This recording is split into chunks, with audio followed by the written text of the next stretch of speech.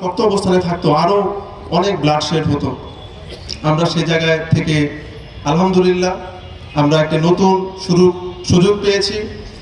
আমরা এই সুযোগটি গ্রহণ করব। আপনাদের প্রতি আমার আন্তরিক অনুরোধ থাকবে, আমরা কেউ অনেকে রাজনীতি করার সুযোগ নেই। আমরা সরকারি প্রতিষ্ঠানে আমরা কর্মচারী হিসেবে রাজনীতি করার সুযোগ নেই। কিন্তু যখন একটি রাজনৈতিক দল সরকার গঠন করে, তখন সরকারি কর্মচারী কিংবা সরকারি প্রতিষ্ঠানগুলোর ম্যান্ডেট হয়ে যায় রাজনৈতিক সরকারের যে ইশতেহার তা বাস্তবায়ন করা।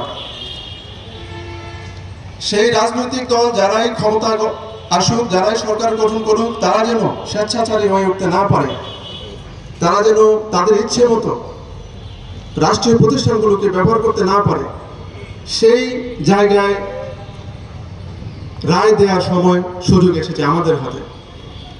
আমরা ইংরেজিতে একটি প্রবাদ আছে, power tends to corrupt, absolute power corrupts absolutely. ক্ষমতা সবসময় স্বৈরাচার কেন্দ্রিক, স্বৈরাচারের দিকে ধাবিত করে। পৃথিবীর সকল রাষ্ট্র জাপান নয়। এজন্য যারা ক্ষমতায় আসবে তারা একটি পরিসীমার মধ্যে, একটি কাঠামোর মধ্যে যেন আটকে থাকতে পারে, তারা যেন ইচ্ছে মতো তাদের ক্ষমতা অপপ্রয়োগ করতে না পারে।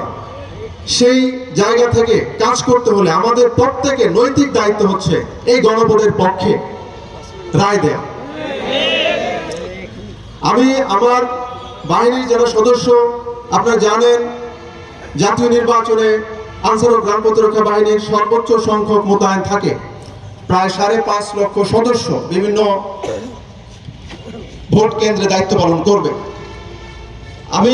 আমার বাহিনী এবার আমরা সর্বোচ্চ সংখ্যক ইয়াং, এনার্জেটিক, স্মার্ট এবং স্ট্রং ছেলেদের, যাদের রাষ্ট্রের প্রতি দায়বদ্ধতা আছে, যারা দায়িত্বশীল, সেই মানুষদের দায়িত্বে আমরা প্রেরণ করছি, যেন ভোট কেন্দ্রের নিরাপত্তা, ভোট কেন্দ্রের শৃঙ্খলা সঠিকভাবে বজায় থাকে, মানুষ যেন উৎসবমুখরভাবে ভোট প্রদান করতে পারে। আমরা আমাদের এই সদস্যদের, তারা যেহেতু ভোট কেন্দ্রে দায়িত্ব পালন করবে, তারা সবাই ভোটার, তারা ভোট দিতে পারবে না। কিন্তু আমরা তাদের পরিজনদের বলছি, তোমরা তোমাদের পরিবারকে, তোমার বাবা মা, চাচা চাচি, আত্মীয় স্বজন সবাইকে বলো গণভোটের পক্ষে রায় দিতে। তারা আমাকে প্রশ্ন করে, স্যার এই প্রশ্নগুলো তো তারা জানে না। আমি বললাম, প্রশ্ন জানার দরকার নেই, প্রশ্ন তো লিক করে দেওয়া হয়েছে, প্রশ্ন তো সবাই আমরা তো প্রশ্ন জানি, আমরা শুধু এখন উত্তর দিব। প্রশ্ন তো লুকায়িত না, প্রশ্নগুলো আমরা সবাই জানি। প্রশ্নগুলো 4টি প্রশ্ন ছিল, সেই প্রশ্নগুলোকে এখানে আরো বেশি ভেঙে আরো সহজ করা হয়েছে, যাতে করে আমরা সাধারণ মানুষ আমরা বিষয়গুলো বুঝতে পারি। আপনাদের মাধ্যমে আমাদের যারা সাধারণ মানুষ আছে, যারা প্রান্তিক পর্যায়ে ছড়িয়ে আছে, সেই মানুষগুলোর জন্য সবাই এই বিষয়গুলো পরিষ্কারভাবে ধারণা পায় এবং গণভোটের পক্ষে রায় দেয়, তারা যেন গণভোটের পক্ষে ভোট দেয়, সেই